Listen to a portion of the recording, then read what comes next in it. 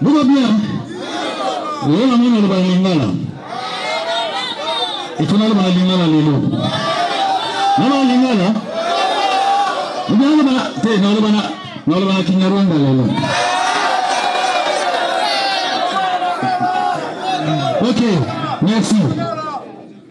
En tout cas, ninafurahi sana. Kama niko kiwanja ninakuwa lezi sana. Nilipaka mbio sana kabisa kiwanja. OK, ninafurahi na mtatia nikaitwa bisa nasema. Unaona watu wanasema maneno mengi ya uongo. Siku moja nilikuwa hapa. Juzi tunasema verite. Nilikuwa fanya meeting pale kwa rond-point. Mimi basi mwambia hiki kitu. Nilisema ya kwanza kiwanja hiki kitu nasema attention. Gouvernement sibatangali. Nimemwambia kama Tshisekedi alituitaka Kinshasa. Tulifanya 14 nilisema na hapa. Dunia yote bananichamba ba ministra bananichamba sema lakini nilifuata yeye peke jana aliitika. Nilifuata kisa alifika. Ono maliku yake nilikatala kubapokea bongo. Nous avons fait 14 mois Kinshasa. Et il nous a appelé, il nous a reçu. Alitupokea mzuri, nyumba mzuri, gari mzuri, ilikuwa kila weekend. Chakula ndio tuseme. Angaike raia. Abangaike raia, banangaike pouvoir yao. Juu, ADF atena uwa kila siku. Kodeko inaua. Bananyamaza. Mais M23 atuwate. Esi tuisha. Soda yetu hapa. Alliance Fleuve Congo. Na ule uko naongoza jeshi ni General Major Sultan Makenga. Tunasema nini? Tunapenda la refondation de l'État. Mambo fanya nini? Ibadilike. Tuko na komandani sisi wote. Tuko na dhamiri mbele ya Mungu. ADF nangu iko na uwa komandani matemi biswar. Kodeko iko na uwa batu matemi biswar. Mejua nini? Drone bandege aendeke piga ADF nani? Jua nini ndege aendeke piga ADF nani? Mtu banaua 64 personnes, 80 personnes. Ba président ba ministre biko tumba ba selfie, ba nini. Ndeke luka kutembea sape za. Sani. Tshisekedi nalingo kama benera hapo mimi ndeke luka. Kutamura anaika. My friend, nina kama hizo hapa tusikizane. Hii ni swali ninauliza. Jua nini ndege piga ADF nalo? Balianza huwa depuis 2014. Bana huwa wakongomani. Depuis 2014. Sasa bali ba mali yote. Jua nini baina kukumbanisha ADF nani? Alliance Fleuve Congo. Na ule uko naongoza jeshi ni General Major Sultan Makenga. Tunasema nini? Tunapenda la refondation de l'État. Mambo fanya nini? Ibadilike. Tuko na komandani sisi wote. Tuko na dhamiri mbele ya Mungu. ADF nangu iko na uwa komandani matemi biswar. Kodeko iko na uwa batu matemi biswar. Mejua nini? Drone bandege aendeke piga ADF nani? Jua nini ndege aendeke piga ADF nani? Mtu banaua 64 personnes, 80 personnes. Ba président ba ministre biko tumba ba selfie, ba nini. Ndeke luka kutembea sape za. Sani. Tshisekedi nalingo kama benera hapo mimi ndeke luka. Kutamura anaika.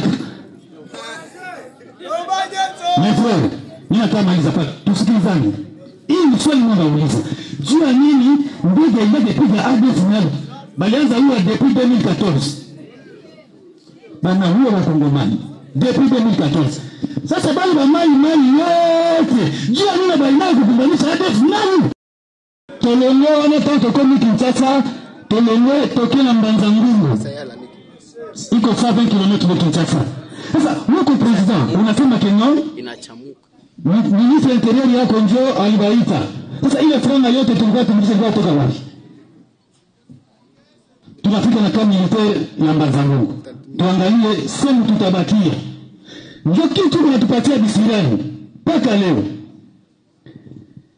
Tulisikizana naye mzuri. Twende piganisha ADF NALU. Ile Mungu anajua, ndio maana Mungu yuko anampimia. Kama Tshisekedi alitikaka ile wakati, leo ADF NALU angeliwaka ta Kongole moja. Niona jinsi mfate ile mzuri. ADF NALU kuna chinja bakongomani sana mbuzi. Donc on est en train La RDC, c'est un pays extrêmement riche, mais nous vivons un paradoxe. Un pays extrêmement riche avec une population extrêmement pauvre. Et ça, c'est lié à la mentalité des dirigeants. Le pays est riche, mais le matériel est toujours géré par un homme. Quand les hommes ne savent pas gérer, le matériel ne sert à rien. Le Congo est très riche, population très pauvre, parce que ceux-là à qui nous demandons de gérer gèrent mal. Ça, ce n'est pas une route. Il n'y a pas de route, c'est une mauvaise route. Il faut qu'on la construise. Depuis que le colonisateur est parti, on n'a pas de route. Il faut que les dirigeants construisent des routes. La route est délicate, d'autant plus que d'abord, toute la partie ici de la frontière est inondée, au point que pour passer, il faut utiliser des pirogues, ce qui est déplorable. Vous savez que la frontière ici nous relie avec la ville de Bujumbura. Ce qui est grave maintenant, pour passer, il y a maintenant, la partie est inondée, il y a des pirogues. Pour passer, les femmes restent nues, donc les gens passent difficilement.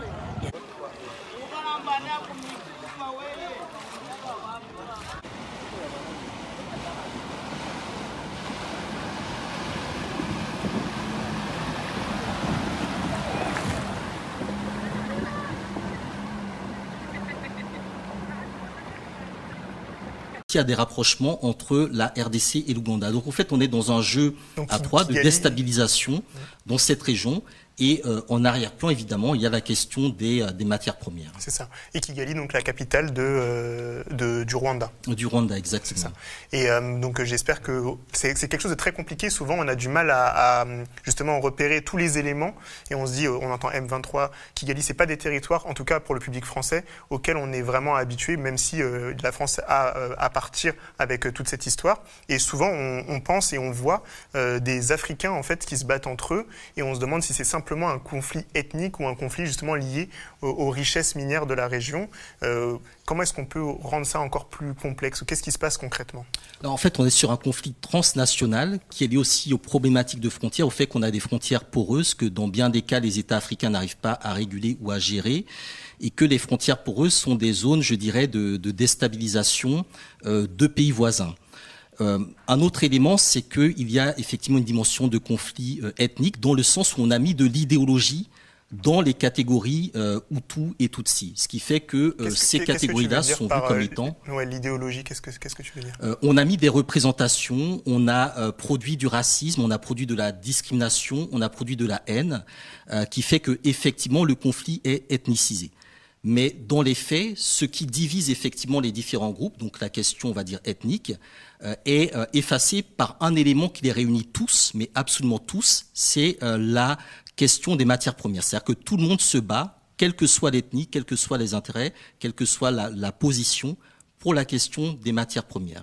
Et donc on est dans une économie de guerre qui permet, je dirais, de mettre de l'idéologie dans les identités ethniques et qui permet aussi, je dirais, aux différents belligérants d'entrer dans une guerre de l'information qui vise à rendre les choses le plus opaques possible et faire en sorte que la situation dans l'Est du Congo soit vue comme une situation, je dirais, d'implosion, de déstabilisation régulière, tout en sachant qu'il y a aussi d'autres groupes armés qui opèrent. On a les ADF au niveau de l'Ituri, on a la Codeco, on a d'autres milices qui sont également présentes. Donc on est vraiment dans une zone où la question de l'implosion de l'Est de la RDC, des Kivu, renvoie à des vieux enjeux de balkanisation du Congo, d'éclatement du Congo, et en même temps de stabilisation de cette région, dans un contexte qui est fortement marqué par des violences interethnique, par des traumatismes de nature génocidaire et également, je dirais, par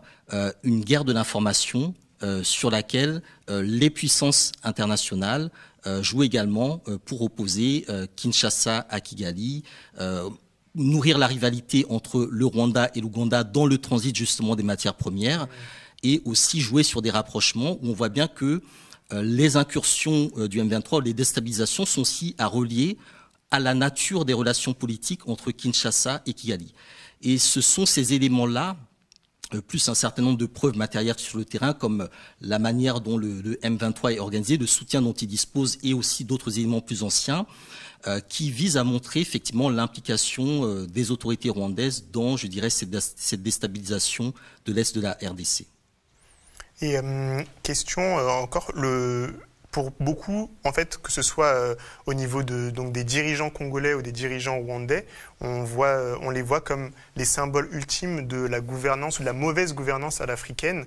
Quelle est la responsabilité des élites, en fait, des présidents, des pouvoirs en place, que ce soit au Rwanda, au Congo, puisqu'on sait que ce sont les deux principaux États qui sont impliqués dans ce conflit? Alors, dans le cas du Congo, c'est très compliqué, parce que dès l'indépendance, Patrice Lumumba, qui était un premier ministre légitime, a été renversé. Il y a eu ensuite toute la période liée à Mobutu, qui était l'homme fort des Américains. Donc, à cette période, le Zaïre était une puissance africaine, mais soutenue par l'impérialisme et sauvée à plusieurs reprises par des interventions pro-occidentales. Et lorsque Laurent Désiré Kabila arrive au pouvoir, il est dans la volonté effectivement d'opérer une rupture vis-à-vis de ses anciens alliés ougandais et rwandais. Il est assassiné en 2001 et son fils Joseph Kabila, qui à l'époque n'avait même pas 30 ans, est mis au pouvoir. Il sera longtemps vu effectivement comme l'homme de Kigali, comme l'homme des Rwandais. Lorsque Félix Tshisekedi arrive au pouvoir, pareil aussi dans le contexte d'une élection assez particulière, il y a effectivement la responsabilité des autorités, de l'élite congolaise, je dirais, de reprendre en main son pays, puisque ce qui se passe aujourd'hui à l'est de la RDC se passe sur le sol congolais. Et donc c'est la question de l'autorité de l'État congolais, de la gouvernance de l'État congolais qui se pose. En même temps, Paul Kagame est vu comme quelqu'un de très influent, dont on sait que l'influence dépasse largement les frontières du Rwanda et qui reste sur une même position, à savoir que il y a la question des FDLR dans l'est de la RDC qui prévoit ou qui prévoirait un jour de revenir au Rwanda pour le renverser. Et donc tant que cette question n'est pas gérée également par Kinshasa, etc. Donc on est un peu sur un jeu de poker mental, mais il est vrai que la position du Rwanda est très particulière puisque ce pays se permet en même temps d'être le troisième contributeur africain aux forces de maintien de la paix au niveau du continent africain. Donc on a, je dirais, une co-responsabilité des deux gouvernements. Il y a eu des tentatives de rapprochement, il y a eu des tentatives de paris gagnant-gagnant, mais très concrètement se pose du côté de la RDC, comme du côté aussi du Rwanda, la question, je dirais, de l'autorité sur le terrain vis-à-vis de groupes qui parfois n'obéissent pas au cessez-le-feu parce qu'ils sont aussi dans d'autres logiques vraiment beaucoup plus économiques. Donc tant qu'on ne règle pas la question de la guerre économique, la question des ressources naturelles, également le sort des populations dans l'est de la RDC, je pense qu'on ne pourra pas réellement appréhender toute cette problématique qui se pose au niveau de cette région. Oui, en plus, c'est vraiment une région d'où vient le coltan, le cobalt, plein de matériaux qui servent notamment à la transition écologique, notamment pour faire les batteries des voitures, etc. Tout ce qu'on pense de verre, il y a beaucoup de matériaux qui viennent en fait de cette région en guerre. On parle de 6 à 7 millions de réfugiés. Et de manière très rapide, on a bientôt fini, mais pourquoi, d'après toi, la communauté internationale ferme les yeux? Pourquoi est-ce qu'on n'en entend pas parler? On voit beaucoup aujourd'hui parler de ce qui se passe à Gaza, c'est très médiatisé. Ce qui se passe en Ukraine, ça a été très médiatisé. Et ce qui passe au Congo, on a l'impression que c'est le silence radio, on ne comprend rien, c'est bizarre. C'est le silence radio, c'est-à-dire qu'on voit la situation du Congo comme une guerre en huis clos. Alors la seconde guerre du Congo était présentée comme une guerre mondiale africaine. Je pense que si ce qui se passe aujourd'hui au Congo se passait au cœur de l'Europe, on parlerait d'une guerre mondiale sans aucune difficulté. Ça, c'est un premier élément. Le deuxième élément, c'est que c'est une guerre économique dont profitent les multinationales, dont profitent les grandes puissances, qui se joue sur les ressources du Congo. Et là aussi, je pense qu'il y a, d'une part, une culpabilité, une mauvaise conscience vis-à-vis donc du Rwanda. D'autre part, une guerre de l'information qui amène les puissances occidentales à tenir des positions d'équilibre qui ne se tiennent pas. Et troisièmement, je pense qu'on est aussi dans un revirement puisque depuis une dizaine de mois, un an, on voit de plus en plus d'acteurs qui reconnaissent officiellement que le Rwanda a une responsabilité. On l'a vu au niveau de l'ONU avec des groupes, des rapports de groupes d'experts. On le voit dans les positionnements du président congolais Félix Tshisekedi. Mais néanmoins, il y a aussi cette nécessité de comprendre que la question du Congo, la crise du Congo, la situation du Congo ne date pas depuis 30 ans. Elle est bien plus ancienne.